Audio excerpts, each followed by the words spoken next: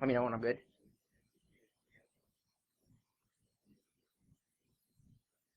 All right, so this is NeXpose for, gotta move this down a little bit, for automated compromise detection by Santana. That's me. So who am I? I'm an independent security researcher, and I look, like I was saying earlier, like that 12-year-old at conferences. On Twitter, I go by @connection with a 0 instead of an O, and I'm possibly Red Foo, as we saw a little bit earlier. Actually, like I think if I roll into like HackerCons looking like that, it'd be pretty dope. I think I'm gonna start dressing that way. Yeah. So here's a quick overview of the talk. We're gonna talk about like some common IOCs, like indicators of compromise. We're gonna talk about NeXpose authenticated scans. We're gonna talk about NeXpose Jess and what that is, and like what this means. And then there's like a plot twist, because everyone likes plot twists. So when we talk about like indicators of compromise or IOCs, like a lot of them that we think of are like network anomaly based. Like if this user is SSHing to a different box that he like normally doesn't SSH to, like that's an anomaly, like possible compromise. Like you should look into it, and it makes sense. But like NeXpose really can't monitor that. Like that's what you need an actual like network anomaly detection solution for. But what NeXpose can do is let us look at certain files that get touched when people hop onto boxes, like var log, wtemp, which shows like the last people that are logged in, the bash history. Well, like the cool thing about actually the wtemp is that you can't really clear it out without being root. So like if they compromise you but aren't able to root your box, like bam, left a little artifact real quick. The bash history, that can be wiped and like disabled and all that, but if the attacker isn't sophisticated enough to like do that, then plethora of information there. SSH authorized keys and known hosts are kind of interesting. If like you're checking them regularly and you know which key should be in there and you see like a new key, like that's really weird. Like that means someone's been possibly compromised and someone dropped the key so they could SSH into it later. And known host is really indicative of that too. Like typically people will hit the same couple boxes and like so their known host file will be fairly small, like a couple hosts that they talk to. But seeing new hosts show up in there is like really weird. That means someone's SSHing where they shouldn't be SSHing. It just looks really fishy from an observer standpoint. So what are NeXpose authenticated scans? Basically what it sounds like. You can give NeXpose a set of credentials and it'll log in with them. Like you can give SSH creds, and whenever it sees SSH on a server, logs in with those creds and does things. It's super useful for doing things like checking if patches are installed on like Windows boxes, or in the case of like all this crazy stuff with that bash bug, like logging into a bunch of like Linux workstations and making sure that they're all patched up. It also lets you query files that are on the disk, which is pretty cool. You can do things like, hey NeXpose, I'm going to write a check, and we're going to log into the box with these creds and tell me if a file exists, or tell me the file permissions on it. So like that's pretty cool. You could also, using NeXpose, probe files for information, which is pretty cool. Like you're like, hey, get some information out of this file. There's a little bit of shortcomings with that, and we'll see that in a bit. But you could also interface with the Windows registry, which is great. Like if you're doing like analysis on a Windows box, you can check like common places in the registry where malware gets added to auto startup. And you're like, bam, good to go. Like, got this. Like, I know where the attacker came in from now. So NeXpose Jess. Jess is a rules engine that's based on Java, and it's a pretty simple. I guess I wouldn't say simple, but the concept of a rule-based language is pretty simple, and it like plays well with NeXpose. The basic idea is that it's if-then styled logic. So you're like, if it's a Windows computer and there's this key in the registry, then do this. Super simple, like basically like writing a bunch of if statements. It gets more complex because the NeXpose exposed API is pretty large and sadly undocumented. So it's a little daunting to get into like coding Jess. And it's Java based, so basically everyone but me can code in it. Sadly true, I suck at Java. All right, so like here's an example of Jess. In the back it might be a little difficult to see, and I'm sorry, but so like here's some Jess code that checks the permissions of a file and sees if they're like 600. This one's like on Etsy Shadow, I believe. I pulled it out of like an already created one, but we see that it's like, hey, try this. Check out this file. Like that happened earlier in the code, but it's like check that the file has mode 600, or that the current user that we're logged in as can read and write to this file. makes sense. Like check it real quick. Etsy shadow, like if it doesn't have 600 permission, then it kicks off an error. So that's like a small example of it. But what does this like? What does it mean? Well, it means that like leveraging normal XML styled vulnerability checks with NeXpose, you can write custom checks to look for certain things. You can use Jess to help that if like you're better off in Java. And yeah, so like it's pretty cool because you can pull data from like varlog, wtemp, and like the bash history, SSH, known hosts, and stuff. So that's pretty cool. And additionally, once you code them, you add it to your policy, and then you're good to go. Like that check, it will always run every time you run your like scheduled scans. So like in theory, this is really awesome. You end up with a pretty cool like use of NeXpose, which it definitely wasn't made for. We all know like NeXpose as a vulnerability scanner and like definitely good in vulnerability management, but kind of tried to like backwards engineer it and make it do something else. So that was the basic idea behind like the initial research for this. But like it's not perfect. Sadly, it's not perfect. There's, like I was saying earlier, there's a limited amount of data that can be returned like within a couple kilobytes. So if it's a large bash history, like you're screwed. It's gonna get truncated. You lose a bunch of data. Like it really becomes useless. And writing checks is actually pretty hard. Like very simple checks, very simple to write. Like check if /wp-post.php is on this website. Like that's easy enough to write in basically any language. But like more complicated things and like interacting with the file system is like not super easy with NeXpose. So like that's another hurdle that we quickly run into. It requires manual analysis, which sucks. Like there's really like, unless you export to like XML or something and then like have something parsed through the XML and like do the anomaly detection for you, it's a manual process. You're like, all right, well like here's a wtemp and like everything looks normal, or like here's the SSH known host, everything looks normal. So like that part also like no good. A lot of overhead that way. And you run into an issue where like logs are easily mangled. Like if someone roots your box, like you can't really trust those logs at this point. Like they could have been completely removed. They could have been like, they could just redact their own presence on the box. They could make it look like someone else logged in the box. But like, actually what I learned was that it sucks. It sucks trying to do this with NeXpose. Like, and I thought it would be a great idea, right? Like I was like, this is cool, add it to your scans and you're good to go. But I realized you end up dedicating a lot more time to writing checks and like making sure they work. And like it doesn't really pay off in the end, especially because like I was saying about the Jess thing, like it's undocumented, and that's strictly because like Rapid7 really doesn't encourage anyone outside of like Rapid7's own like coders to make these checks. So because of that, you're kind of like going off like blind. Like the way that I learned how to like code Jess was to literally just like open up a file that someone had written and just like look through the code and like bastardize my way through it. So like if you have any issues with your like custom plugins and stuff, like you're kind of SOL, like you're on your own at that point. And so like you quickly start seeing that like things just aren't adding up. Like it's not super useful to use NeXpose for this. What a twist. But here's what I really learned. Like NeXpose is great, but not for this. Like I learned how to write NeXpose checks, and like I could write a lot of cool stuff now. But the more and more I tried to implement those into like IOC like analyzers, the more I realized it's hard. Like trying to learn like from an undocumented language and like frankencoding your way through things is terrible. Even the XML checks like for interfacing with the file system are hard.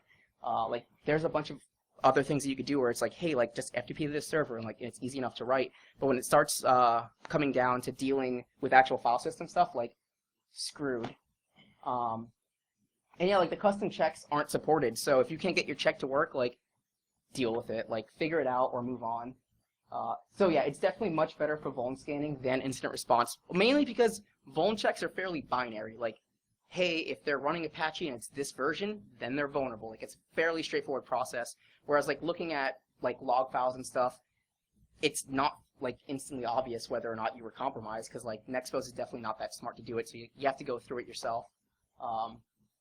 So yeah, like IOCs are like really difficult to start nailing down with NeXpose.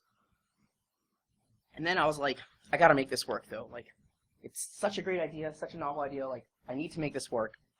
I just kept running into a lot of issues. So here's an example of a Jess script. This is the Unix enum Java, and basically it just fingerprints what version of Java you're running. And it's pretty cray. Like, it doesn't really look like a programming language that I'm really familiar with. There's like brackets or like parentheses everywhere and like question marks, and it just looks weird. So like having to learn this was hard, especially because again, it was undocumented. So this is one of the first hurdles that I ran into, was just like, how do I learn from this? And just like plowing through all the CLP files, which is the Jess stuff that's outputted. Like, having to learn that way was very difficult. And writing XML checks, like I said, like this one's an HTTP one, it's a little easier. But writing XML checks are also really weird because you have to make two different files. You have to write the VCK file, which is the vulnerability check file, as well as an XML file, which like it leverages to like give information back to the user. So like this one's fairly straightforward. Like, it's XML, like most people know it. And as you can see, like it's pretty intuitive. Like once you get the hang of it, it's like, hey, we're gonna only do this for HTTP and HTTPS. Like that's what our network service is set as. And then within the product, like child, it's the disk station 4.3, and then it's like, hey, here's the range of like IP that it could be on, or the IP range that it could be on. So it's like, cool, like 3809, like it knows where to scan, it knows what it's doing, and yeah, so like it's fairly easy to like write those simple ones. This one's for a Synology, a CVE that was published last year. But then you also have to write, like this is just a snippet from the entire file, like, but then you also have to write all this, and like I just couldn't find anything to like automate this process. Like I'm just like typing all this XML by hand. This one I stole from the same guy who wrote the well, I didn't steal, but like I'm borrowing from the guy who wrote the previous check. But if you notice, like there's a lot more information on there. It's like a lot of typing and just kind of sucks. Like, and if you mess something up, like debugging it is terrible. You're just like, where did I mess up all my XMLs? So like I came to this moment at one point. I was like, man, I thought this would be like a really great idea. Like, sounds awesome. I wanted to do it, but then I'm like, man, it sounds awesome. But as I'm like learning more and more about like trying to implement this, like it is terrible. Like, this sucks. So I was like, man, I'm kind of at this point where like I want to talk about something cool, but man, it's just like not really working out to my favor. So like I wanted to have some takeaways, right? Like I wanted to turn this like basically failed research venture into like something that's still useful. So like I learned that it's hard to make Swiss Army knives, and I tried to do that. I tried to take NeXpose and make it like a Vuln scanner and like an IOC detector and like just all this stuff, and like, man, it's hard to write something like that, and like even just like, especially if you're just modifying something that like is already out there, like it became difficult. Even like trying to use their own like methods for like writing checks, it was really hard actually. And it wasn't even that effective. Like I got a couple checks working, but like it was basically useless because you can only gather some data. Like if something's over a couple kilobytes, like you lose that data. Like, which makes sense. Like they don't want to like overload the NeXpose sensors and stuff like that and scanners. But it's hard, and I couldn't find a way to like only scan a certain range from like a file, so I could be like, hey, just basically like re-implement tail for NeXpose and like just give me like the last whatever, like 200 lines or whatever. I couldn't find a way to do that. Like it was really difficult. So like that was another big hurdle. Like as soon as your logs start growing, like you're screwed. You only get the first portion of it, and it's totally not a network anomaly detection like solution. Like I thought I could like force it to like just brute force it into doing this, and I couldn't. And then I learned that sometimes research is really cool but doesn't pan out, and like kind of learned to like abort projects a little earlier actually. Like I bashed my head on in this like for so long because I was like, this is so cool, like I want to talk about this.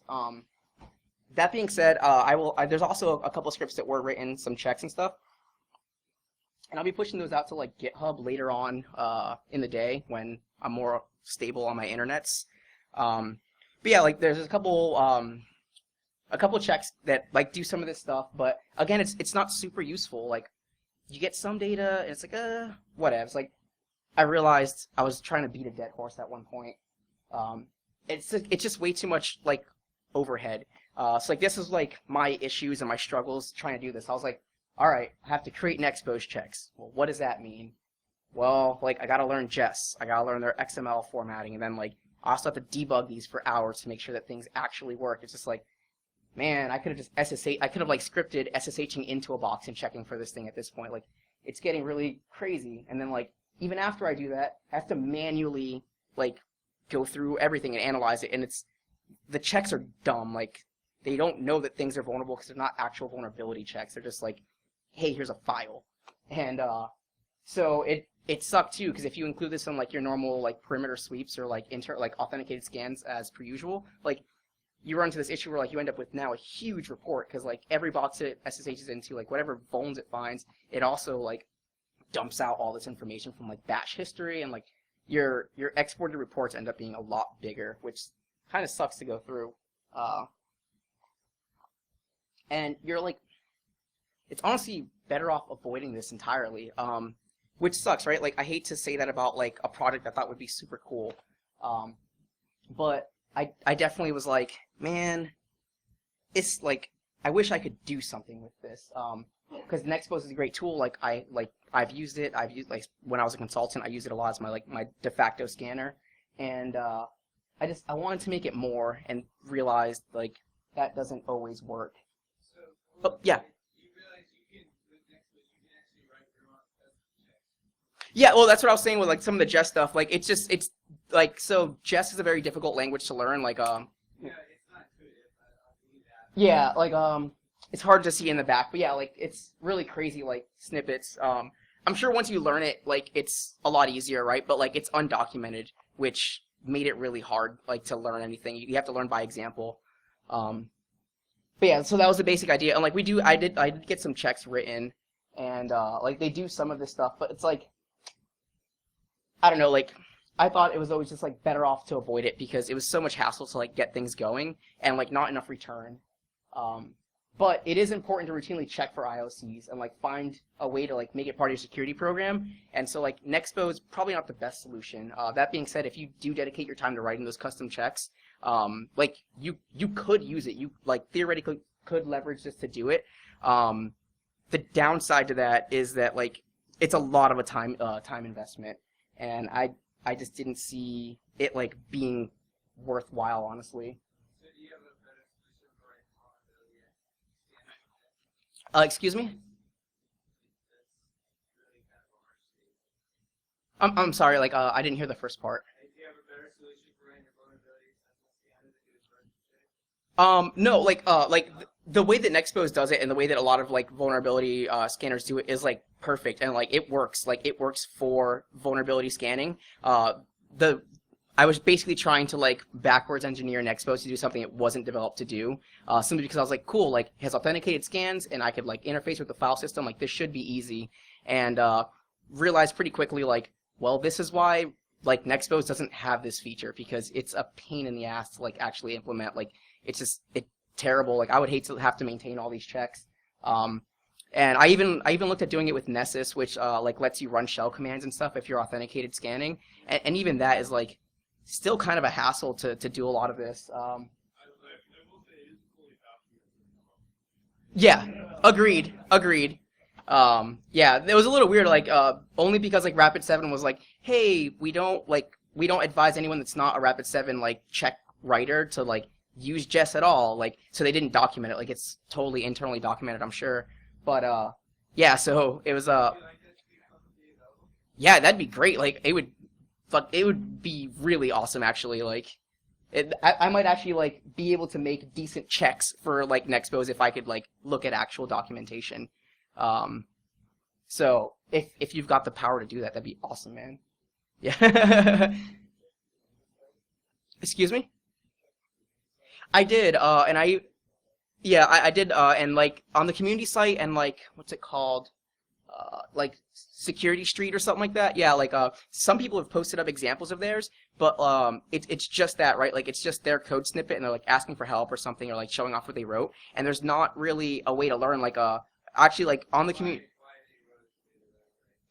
Yeah, exactly. And another thing too that was pretty weird was when you go on the community site, they're like, hey, we really don't have any documentation, but like just go learn Jess and you'll be fine. Like they link you to the art and zen of Jess is like the article they link to or something. And I was like, that's cool. Like I'll learn this programming language, but like I don't know how to interface with NeXpose using this right now. Like I don't know where people got all these weird like methods that they're calling.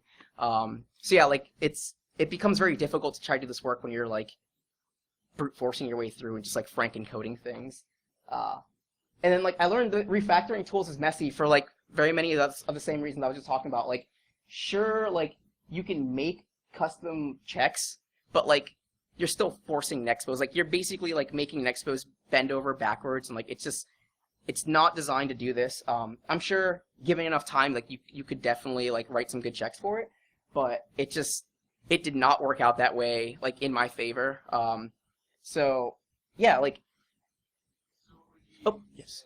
I don't have a solution honestly. Like I like And it's a lot harder to actually write something that does that. no, yeah, exactly. And so like that's why I was like, let's leverage NeXpose only because like it already does a lot of the good stuff. It like SSH is into like servers or like it can go into Windows boxes, like do all that. And I was like, it'll be easy. Like I can just write a bunch of these checks, and it's like it's a lot harder than it sounds, right? But I don't have an alternative, right? Like I guess I can go to Nessus, but like it doesn't matter. Like I'd run into the same issue where I'm basically like trying to force a vulnerability scanner to be like an anomaly detection tool, and it's just like it was a little ambitious, I guess. But I actually I would like to see it just because it'd be so sweet if I could just like scan my own network and it goes through and it's like here's all your vulns as well as like this like a really weird SSH key right here. Like that'd be pretty cool, just like proactiveness, and like including it into like monthly or weekly scans or something. Well, I would argue it already does that, so why wouldn't you do that?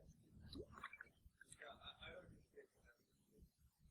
Uh, It already does that. That's the whole purpose of the compliance of your economic script to detect how. like I suppose like, and I could see that. Like I was thinking more so like just like artifacts left over on the box that like it's gonna look fairly innocuous to a scanner, right? Like oh, there's some SSH keys in an SSH key file, like they're supposed to be there. And so like my idea was go through those and like sadly you have to manually go through and like that SSH key doesn't look right. And so like That's gonna change from time to time, but the only way. agreed. Like I agree completely. And that's why like it's not an end all be all solution. Like I started realizing, especially like everyone's network is going to be different, right? Like so like you start running into this issue where you have a lot of like internal teams like having to write their own custom checks. And so when I realized that was kind of what was going on, I also realized like man, this lack of documentation is like kind of scary. Just because like I can hardly teach myself, and I'm supposed to like tell people like yeah, just go like go learn NeXpose Jess, like it'll be fine. And so yeah, like that was another issue I started running into. Like no two networks are the same. So like I can make blanket things that like grab certain files that like are fairly ubiquitous, but like only you know your network and only you know like the boxes on there and stuff. And that's why you need that manual overhead, right? Like unless you write a parser later on and you're like, hey, only these things are accepted on these hosts, and like if you see anything outside of that, then like pop up an alert. But then at that point, like you basically just made a network anomaly detection solution, so like you're better off probably buying one and saving a lot of time like writing all those checks. But that's the specific scenario, right? So you expect my content to really catch every scenario. Oh no, That'll never happen the same way. no, yeah, of course. Like this is definitely like when I was devising this, I was like, hey, I want something where I just add it to my normal scans, right? Like I'm gonna run these scans anyway, and they're gonna be authenticated scans. So like, why not throw in a couple things that like just looks like definitely it's a proactive thing, or it's a reactive thing, not a proactive thing. Like I'm not like constantly just scanning my boxes. But I feel like it's useful, even if you have to do like the manual thing. Like it sucks trudging through that manually, but like I feel like there is a lot of use in being able to get some of that kind of data back, and like I just didn't see that currently in the tools, at least like. So what if we give you like a UI that actually walks you through the list instead of actually right there for the site for you? Yeah, like that would be phenomenal actually if there's like a or even just an IDE to like hint me forward somewhere, right? Like help me out somewhere. Right Yeah, Because like it does everything according to like yeah, no, dude, that would be great. Like, and like that would actually make things a lot easier, I think. And it's cool too because it exposes. I mean, I guess like because Rapid7 like in that blog post was saying that like they kind of like want to keep only Rapid7 people like making these scripts, like make sure they work and everything. Like, and so I get why it's kind of difficult for someone to just like jump in, but yeah, if it was more like readily available to the people, like I feel like this like would have gone so much easier, and like I probably would have had like a boatload of checks that I could have made. the guy that is worried about that is definitely not sure about the That makes sense. That actually that makes a lot of sense. But yeah, so yeah, stuff like tools, I feel like that'd be the thing. Even if it's not like an officially licensed like Rapid7 thing, right? Even if someone from the community like just knows enough Jess where they're like, I'm gonna make a GUI, like that would make lives really easy. Because like writing checks like in XML, like I call them like the old days, like like dude, it sucks. Like, and if I could leverage Jess and like actually program checks, like that'd be amazing. Because I could like churn those out left and right. So yeah, I think that's actually final slide, and I think I'm running on time. But yeah, so I'm cutting it close. Are there any other questions or comments? Yes.